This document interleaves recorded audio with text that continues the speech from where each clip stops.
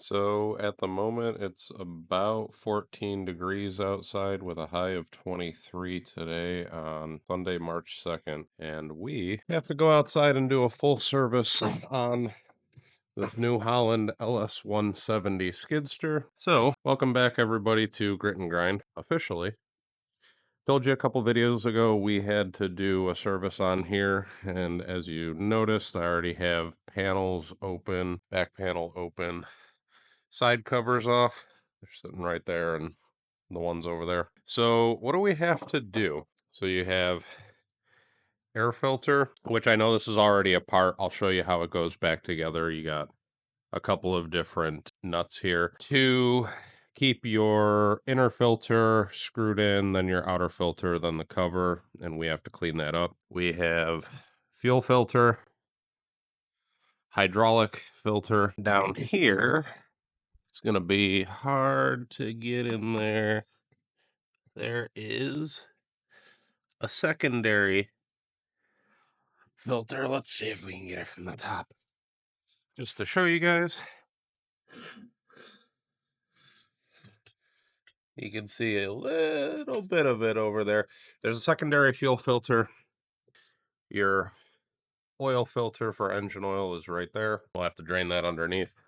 This will be your hydraulic oil. This will be your engine oil. It holds somewhere, based on my research, between 2 to 2.5 gallons of engine oil. Yeah, so we got to go through and get a full service on this. So we actually went, you have your inner filter here, your outer filter.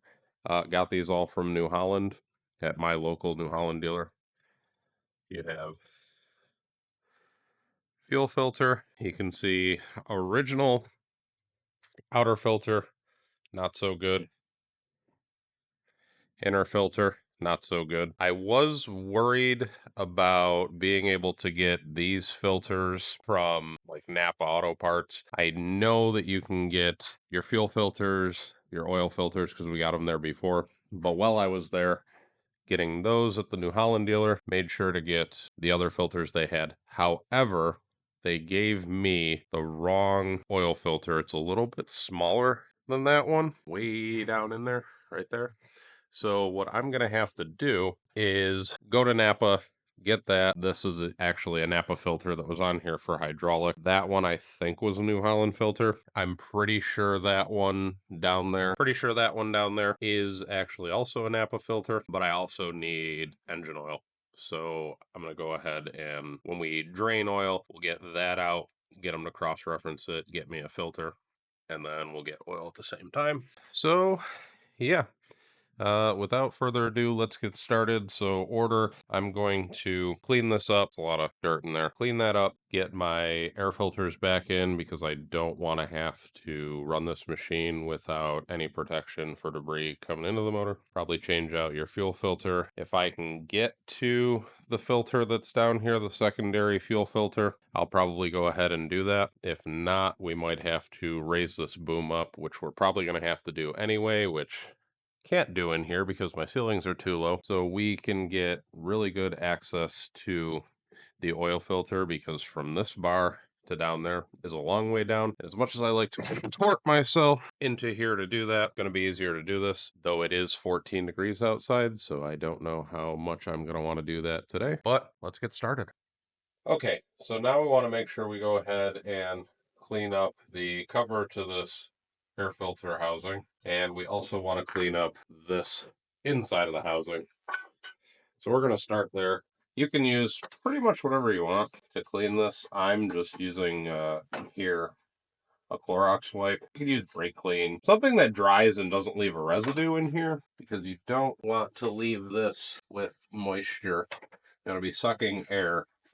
And I mean, it does have the ability to drain in the bottom here, so there's your inlet for your airflow, and anything could drain out of here, but you really just want to keep this dry.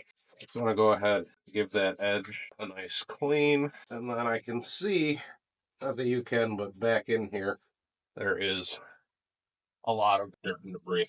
So I'm going to give this a nice wipe down too, so we can work with fresh, clean airbox. And it might not necessarily be spotless, but you want to try and get it as good as you possibly can. Okay.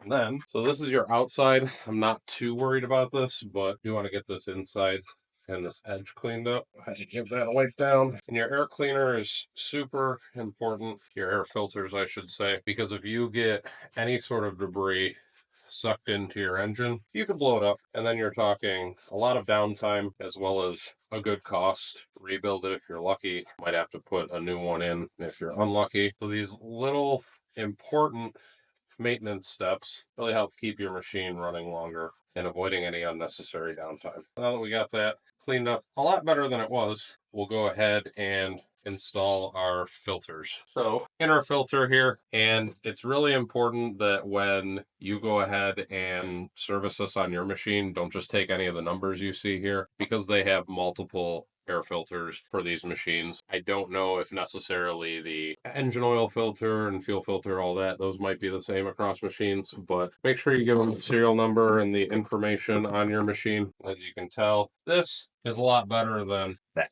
I'm going to go ahead and open this, and you see there is a sticker here with some information. So it says metal faces wiring on rubber and metal gasket. Either side faces wing on all rubber gaskets.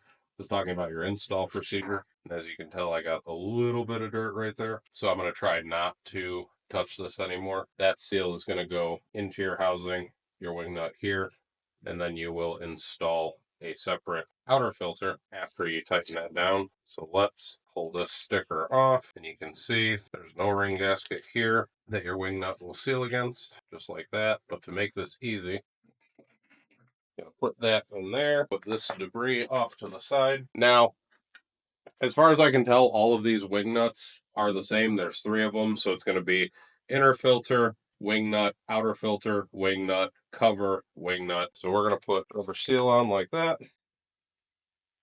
And unfortunately, this is a very, very long screw. So this is going to take a minute, but we're going to do this for every single one of the filters we install. And actually, this one had the old, and this is real hard and brittle.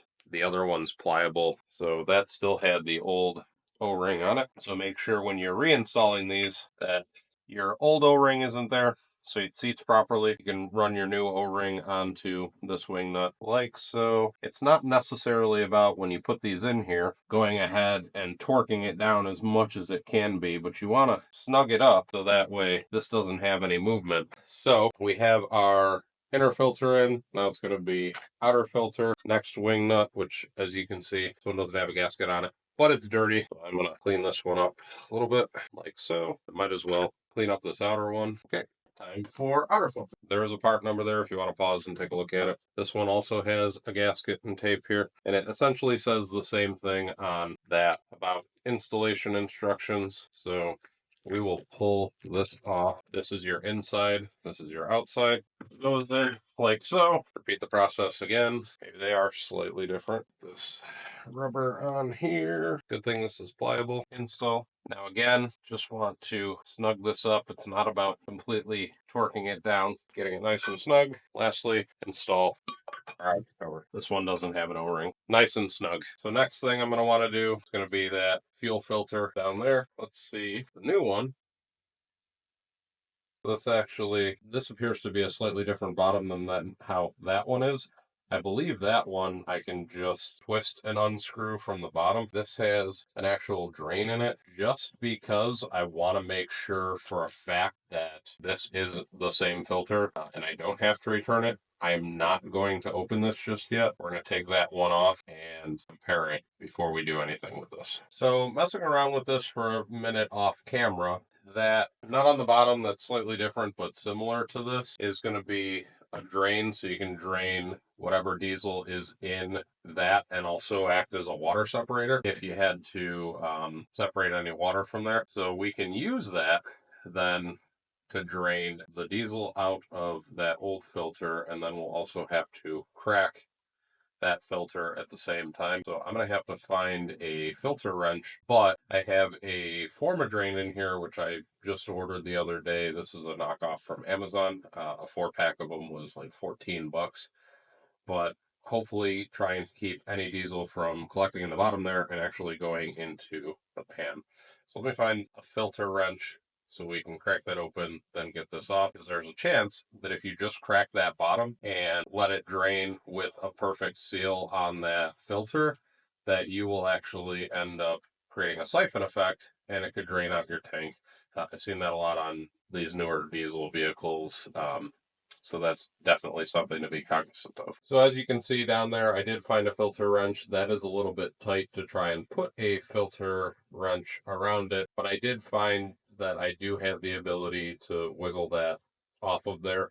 It is just hand tight, which is good. You don't want to over tighten your filters because it's going to screw over the next person, whether it's yourself or whoever else inherits this machine if you were selling it. So you always want to hand tighten those. That'll make this really easy. So let's go ahead. We'll crack that bottom, let some of the diesel drain out of here, and then we'll crack the top. And it should drain our filter without completely draining the machine here. Ooh, that's not great. There's a lot of debris in there.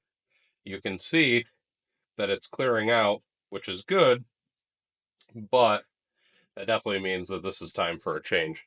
So it's a good thing we're doing this. That is good diesel. We run on-road diesel because we're not really getting that much of a difference between the on-road diesel and the off-road diesel in price when we get it for the amount that we run. So you'll see that our machines are pretty much running the same thing we run in our truck. You can see, I mean, there is a lot in here. It's a slow drip.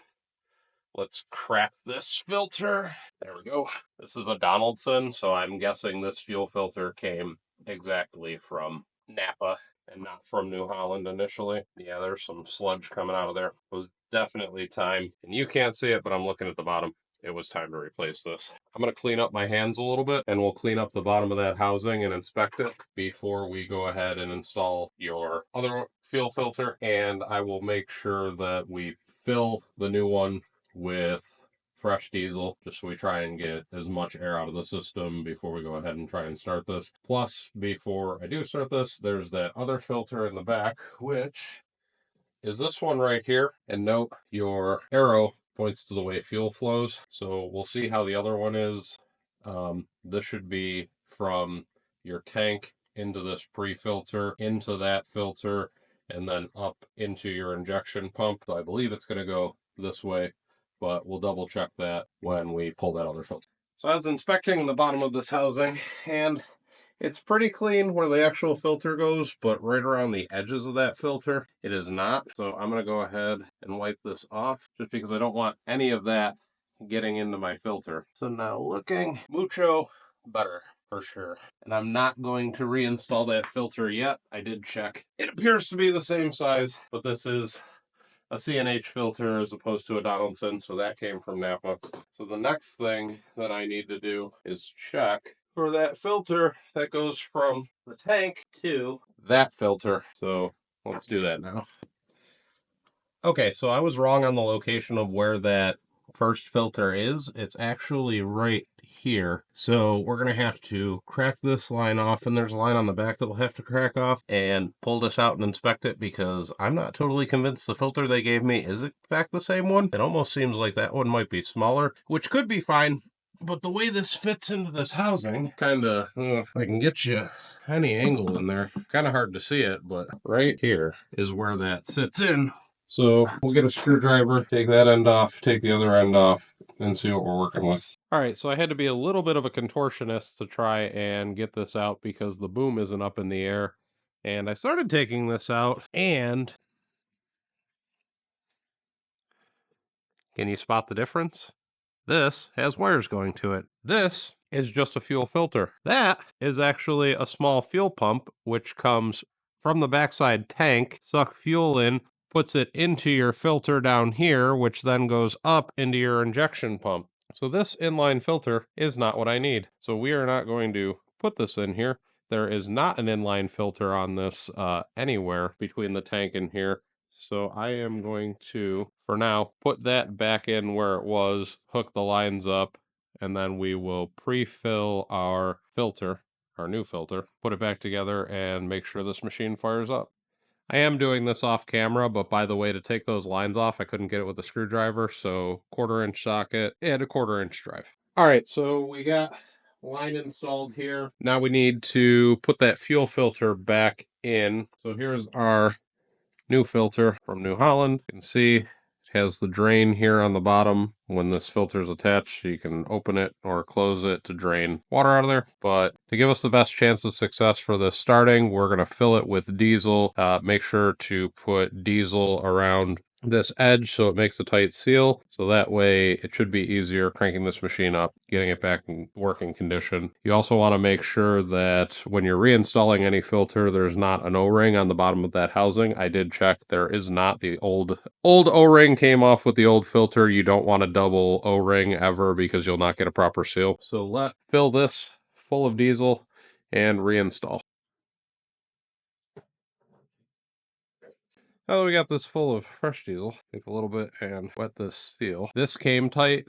You saw me messing with it on camera, but make sure before you dump anything in here that your separator is tight. Otherwise, it's all just going to leak out, and that's no fun. Let's go ahead and reinstall. A little bit different style, and of course I'm spilling diesel onto myself. That's no fun. But it wasn't this O-ring that I was thinking of. There's an O-ring still on the bottom here that is small, and I guess would go around here, and that's what's preventing me from getting a good seal. So let's set that over there and pull this seal off. So I said, hey, make sure, you get all your seals off. And I was looking at the seal on the outside edge, not the seal on the inside edge here. And actually, now I'm even wondering if that filter being slightly different like that, if it's going to go on. That said, that was the seal that's on here. The new one, of course, doesn't have that. And this doesn't fit down snug against there. This just screws right up. And I'm thinking that's actually probably okay in this case. Not that you can see it, but the way this housing is, this outer ring is what seals. So I think we will probably be okay without it. Oh, yeah. Mucho better. So, hand tight. Remember I said, you don't have to crank these tight with a wrench. You want to get them nice and hand tight, which we did. So now I have diesel all over my hands. Give this filter a wipe down. And this one, even though it's black, has a nice spot for a date and hour service. I don't know how many hours are on this machine because we don't have an hour meter. So I'm just going to put the date that this was serviced on here with a Sharpie. So I will get that, be right back, and then we will go ahead and start this machine and make sure it fires up correctly.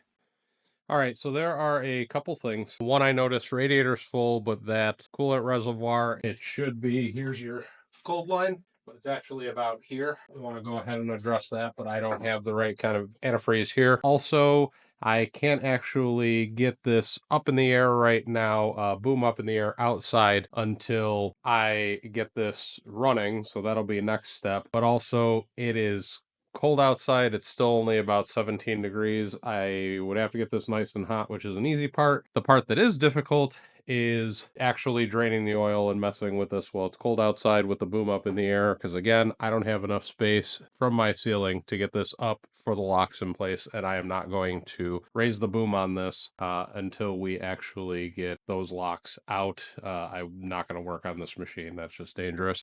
Safety third, but not in this case. So we need to call Napa. I know what kind of oil I need. That filter, I'm not sure what it is, and I'm not going to take it off till I drain the oil, but I am going to give them a call and see if they can cross-reference it, and if I can pick up the oil filter and the oil I need, and then also get some coolant for that. So we have our fuel filter back on. We have everything tightened up. We have the date written there. It's hard for you to see on camera. I'm going to go ahead and cycle this machine a couple times and see if it starts. I need you guys to stop me if you see any leaks. So do that for me. Thanks.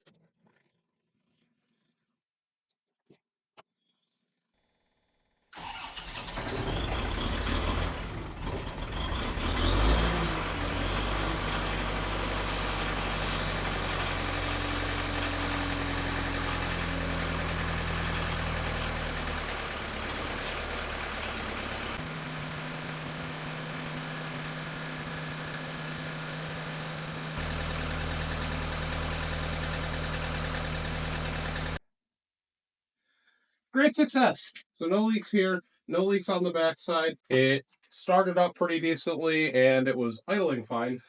So that's good. So next steps will be, like I said, we'll have to contact Napa, see what I can find out, go from there, because I don't think I'm going to go ahead and change the oil in this today. I'm not going to do hydraulic filter either because I don't have it. Oil for sure. Hydraulic is full, so that's good. Coolant. All right, so we're back here. I now have some pre-diluted universal anti-coolant or antifreeze. So we'll put this in here. Don't need a lot. We want to make sure this is filled. And we're now to the line. So I'm not sure how well it shows up on camera, but I can see it. So next and really last thing to do at this point is new engine oil and new filter, which we also picked up. In case anyone was wondering what kind of nastiness builds up in the belly pans of your machines, this would be it. So I'm definitely going to have to scrape that off before we go ahead and install this back in here. But I'll show you underneath. There is your oil pan, and that bolt is a 17 millimeter, I found. But I don't have enough space in here to get this oil pan underneath here while I'm simultaneously pulling that bolt. So what I'm going to do is get this warmed up outside, get the bucket off, and get this up on blocks so I have enough space to pull that and be able to get the oil draining after this machine heats up.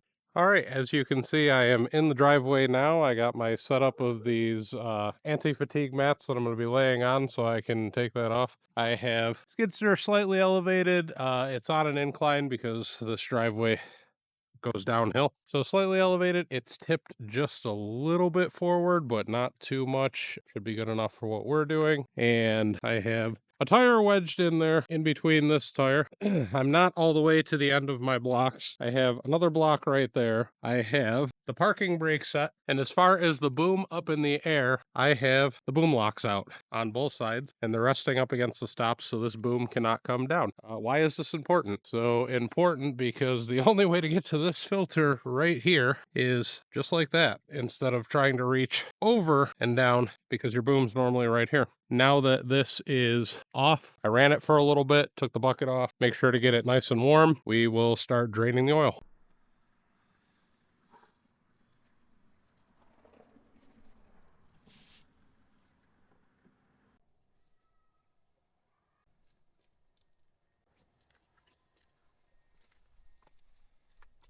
So I got all the oil drained, and there, right on the corner, is the drain plug. Filter's right here. It was a little bit more than hand tight, so I am just taking this filter wrench, giving this a spin. Now that this is free enough, I can see it is a New Holland filter. I'm going to go ahead and take this off. We'll get our new filter installed, get our drain plug reinstalled, and start adding oil. All right, so I got my old filter out. I got my new filter here. It's completely dry. I did match it up to the other filter, and I saw that it is the same with this gasket threads. You won't be able to get too much oil in here, but there is a couple things that you want to be cognizant of. One, you want to make sure that you get some new oil on this seal, so that way you get a nice tight seal when you put it back on the machine. And I noticed when taking the other filter out, I did still have probably about half of the oil in this filter that could possibly hold. I'm not going to go that extreme. I am going to put a little bit of oil in here just to cheat and get some in, and then make sure we get around the seal. So I'm using Rotella 1540. According to New Holland, it holds 2.2 gallons. I have 2 gallons here. The other thing to note is they call for 1030 or 1040 in my climate here in New York. I can run the 1540. That's what we run in pretty much all our machines. So that's what I'm going to do here. So we'll go ahead and add just a little bit. And I want to make sure I get nice around this gasket. And then I'll add just a little bit into here to get going so that doesn't drip on the table that we built. So I'm going to get this put back on the machine. Then we'll tighten her up, hand tight, maybe just a little past hand tight. Don't want to screw over the next guy. And then we'll put the drain plug back in and we'll start adding our oil. All right, guys, those are empty. That's 2 gallons. You can see I have the new filter installed. I just put that 2 gallons in there. That is oil leaking that leaked after I moved the pan to catch oil for the drain pad. I'm not going to leave that there. I'm going to soak that up and clean that up in a minute. But we're reinstalled. We're not dripping right now. So let's check our dipstick here and see where we're at. All right, and I know the machine is not exactly sitting level, but We are just a tick above the full mark, and I know that that filter that we installed is not filled with oil, so it's going to fill up as we start the machine. We're going to go ahead and start the machine now, check for any leaks. I already pre-checked the filter to make sure nothing was dripping out of there when I put my oil in. Checked, of course, underneath. Now the final test, we did everything right. It'll be ready to fire up. All right, moment of truth. Will she fire up fine, and will she idle fine? Pull the key out. Safety usually third, but make sure no one starts this.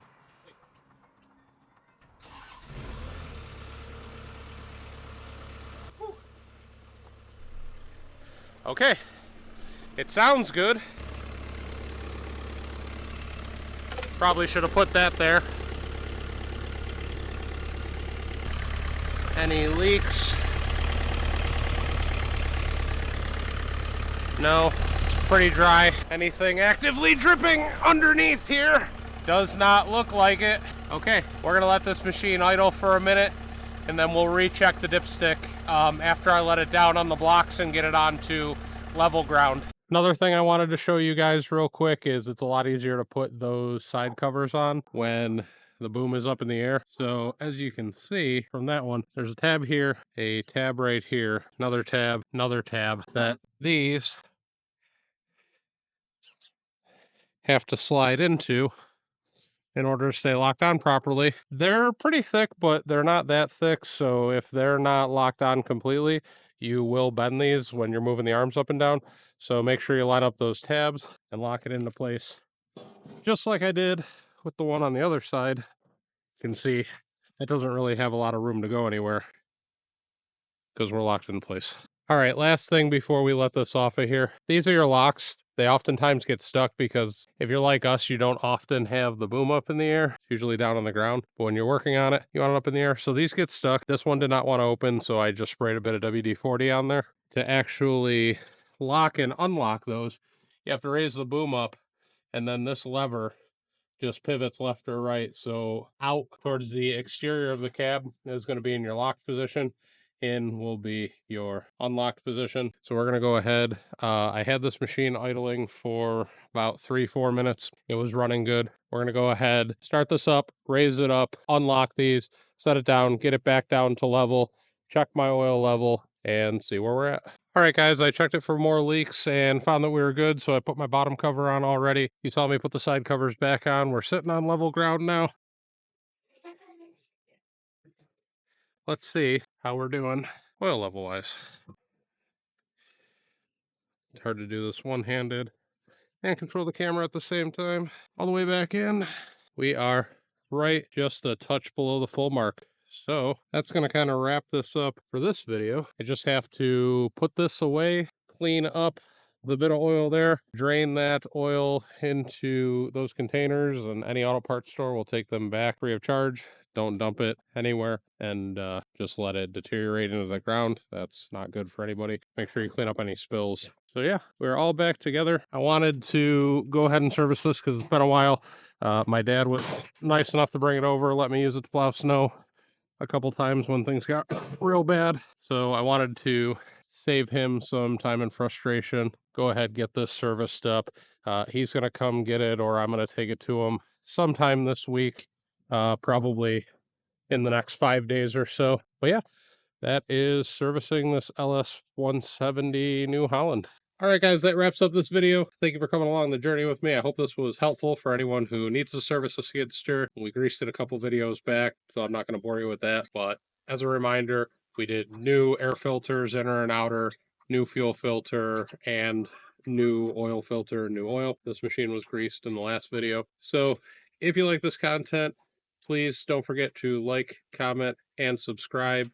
Share it to whoever you want to share it with, anyone who might enjoy this, and leave a comment below if you like this kind of content. If you want me to do something different, what do you want to see me do in the future? And other than that, there is a video that will pop up on your screen about now. So like, comment, and subscribe.